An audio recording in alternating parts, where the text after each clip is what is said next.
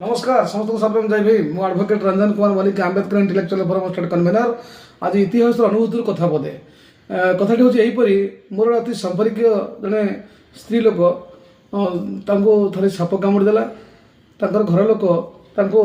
माने गुणी गाड़ी पछरे गोड़े गोड़े समय अतिक्रांत हो गला जो परिस्थिति से माँ जटिल आड़ को चलीगला बाध्य कटक मेडिकल नहीं गले कटक मेडिकल नवा बाटर देहांत हो गला से बहुत स्तर में तर्जमा भी होता आम अनुधान करूँ वास्तविक ये घटना पछरे कौन रहस्य रही जो दुनिया बहुत आगू गला विज्ञान बहुत उच्चतर स्तर में पहुँचला आउ सचेतन लोक कि लोक से पुणा परंपरा व्यस्त विव्रत किंतु कहर कथा हूँ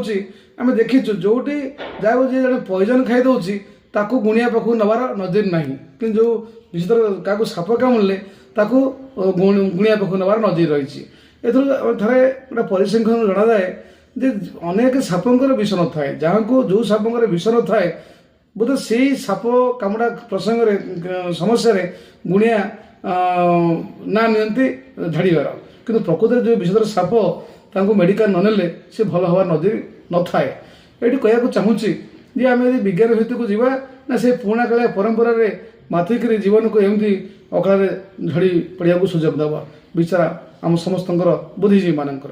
आसंत भाई मैंने भणी मैंने समस्ते विज्ञान भित्तिक कार्यक्रम को आपणेबा ये जो माने रही प्रथा परंपरा जो अंधविश्वास रही परिहार करवा एवं विज्ञान भित्तिक कार्यक्रम को प्रोत्साहित करवा ताहले आमर उद्धार हम समाज कल्याण हम ये हूँ आज दिन मोर समस्त को वार्ता। धन्यवाद।